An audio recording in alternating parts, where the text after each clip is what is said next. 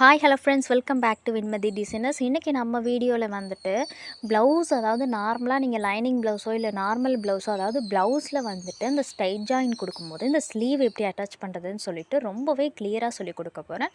So வீடியோவை skip பண்ணாமல் பாருங்கள். உங்களுக்கு இந்த மாதிரி டைலரிங் வீடியோஸ் பிடிச்சிருந்ததுன்னா மறக்காமல் இந்த வீடியோ வந்து லைக் பண்ணிக்கோங்க.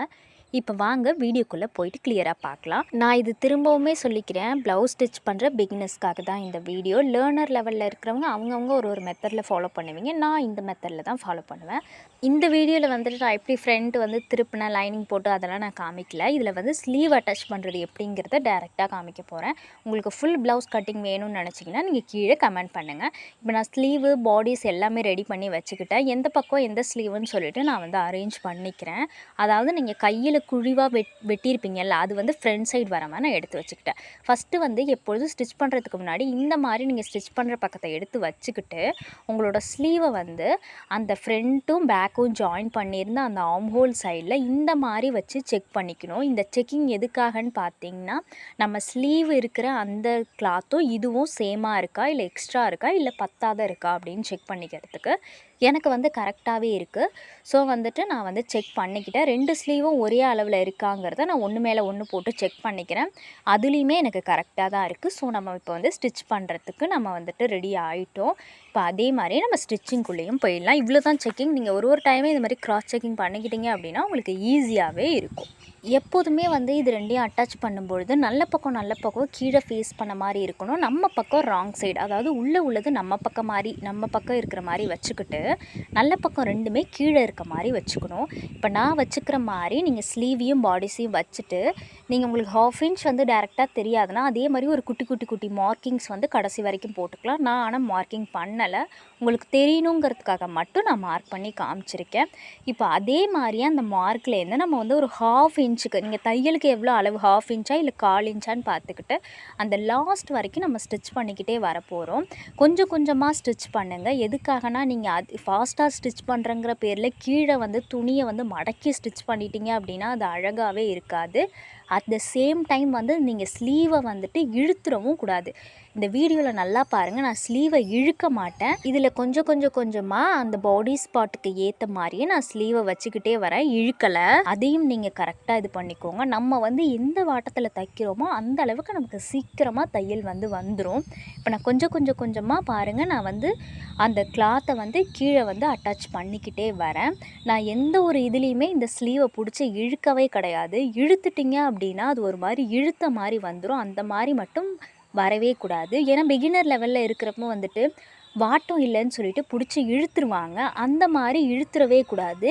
இப்போ அதே மாதிரியே நான் கொஞ்சமாக வச்சு ஸ்டிச் பண்ணிக்கிட்டே அந்த எண்ட் வரைக்கும் வந்துட்டேன். பாருங்கள், நம்ம அந்த எண்ட் வரைக்குமே வந்துட்டோம். நம்ம இப்போ ஸ்டிச் பண்ணிட்டோம். இதே மாதிரி 2 தையல் போட்டுக்கோங்க, அதுதான் கரெக்டாக இருக்கும். இப்போ நம்ம ஸ்டிச் பண்ணதை நான் எடுத்து காமிக்கிறேன் பாருங்கள். எந்த அளவுக்கு பர்ஃபெக்டாக நம்ம டைம் வந்து வந்திருக்குன்னு பாருங்களேன். ரொம்பவே பர்ஃபெக்டாக வந்திருக்கு. நான் இன்னொரு டைமுமே அந்த ஸ்லீவுக்குமே நான் வந்து உங்களுக்கு இதை வந்து நான் ஸ்டிச் பண்ணி காமிக்கிறேன். இப்போ அதே மாதிரியே அந்த சைடு எடுத்துட்டு ஃப்ரண்ட் சைடு எந்த பக்கம் வருதுன்னு நான் பார்த்துக்கிறேன். எப்போதுமே இதில் வந்துட்டு அந்த ரைட் சைடு ஃபேப்ரிக் வந்து கீழே இருக்கிற மாதிரி வரணும். நம்ம பக்கம் வந்துட்டு ராங் சைடு இருக்கிற மாதிரி வரணும். அதாவது உள்ளதில் தான் நம்ம வந்து ஸ்டிச் பண்ணுவோம், வெளியில் உள்ளதை வந்து கீழே வச்சுருவோம். இப்போ அதே மாதிரியே 2 நல்ல ஃபேப்ரிக்கும் நான் கீழே வச்சுட்டு அதே நான் வந்து சேமாக வச்சு 1/2 இன்ச்சுக்கு அந்த தையலை போட்டுக்க போகிறேன். இப்போ பாருங்கள், நான் ஸ்க்ரீனில் காட்டுற மாதிரியே 1/2 இன்ச்சுக்கு அந்த தையல் போட ஸ்டார்ட் பண்ணுறேன். பிகினர் லெவலாக இருக்கும்பொழுது எனக்கு வந்துட்டு அந்த 1/2 இன்ச் தையல் வந்து அதிகமாகவும் கம்மியாகவும் வருதுன்னு நினச்சிங்கன்னா ஒரு சாக் பீஸோ இல்லை மார்க்கிங் பென்சிலோ வச்சு இந்த 1/2 இன்ச்சுக்கு வந்து நீங்கள் மார்க் பண்ணிவிட்டு கூட நீங்கள் ஸ்டிச் பண்ணலாம். இதே சேம் தான். ஸ்லீவை பிடிச்சி இழுக்காத லைட்டாக வந்து அந்த ஃபேப்ரிக்கு நீங்கள் வந்து கொஞ்சம் தள்ளி வச்சு ஸ்டிச் பண்ண போகிறீங்க. இதில் இன்னொரு முக்கியமான விஷயம் என்னன்னு பார்த்தீங்கன்னா, அந்த ஃப்ரண்ட் பக்கம் உள்ள துணி வந்து அந்த சைடு அந்த ஷோல்டரோட மிச்ச துணி வந்து எந்த பக்கம் கொடுத்துருக்கீங்களோ அதே பக்கம் தான் இந்த பக்கமும் கொடுக்கணும். இப்போ அதே மாதிரியே கொஞ்சமாக நான் வந்து ஜாயின் பண்ணிக்கிட்டே வரேன். கீழே வந்து கேர்ஃபுல்லாக பார்க்கணும். ஏதாவது துணி வந்து மடிப்பு விழுற மாதிரி இருந்துச்சு அப்படின்னா அது வந்து பார்க்குறதுக்கு அவ்வளோ நல்லா இருக்காது. அதனால் அதை செக் அவுட் பண்ணி நீங்கள் வந்து ஸ்டிச் பண்ணுங்கள், கரெக்டாகவே வரும். நீங்கள் ஒரு பிகினர் லெவலாக இருக்கீங்க, இப்போ தான் blouse cutting and stitching start பண்ணுறீங்க அப்படின்னா, இந்த ப்ளவுஸ் வீடியோ வந்து இந்த ப்ளவுஸில் வந்து ஸ்லீவ் அட்டாச் பண்ணுற வீடியோ உங்களுக்கு ரொம்பவே யூஸ்ஃபுல்லாக இருக்கும்னு நினைக்கிறேன். யூஸ்ஃபுல்லாக இருந்துச்சு அப்படின்னா நம்ம சேனலை சப்ஸ்கிரைப் அண்ட் லைக் பண்ணிக்கோங்க. இப்போ நம்ம அந்த லாஸ்ட் வரைக்கும் ஸ்டிச் பண்ணி முடிக்க போகிறோம். இது எல்லாத்துலேயுமே மேலே இன்னொரு தையல் போட்டுக்கோங்க. அப்போ தான் உங்களுக்கு வந்துட்டு அந்த அளவுக்கு சட்டுன்னு அந்த த்ரெட் வராத இருக்கும். இப்போ பார்த்தீங்கன்னா நம்ம கம்ப்ளீட்டாக வந்து ஸ்டிச் பண்ணி முடிச்சிட்டோம். நமக்கு பர்ஃபெக்டாகவே அந்த ஸ்டிச்சிங் வந்து வந்துருச்சு பாருங்கள். ரொம்பவே பர்ஃபெக்டாக வந்திருக்கு.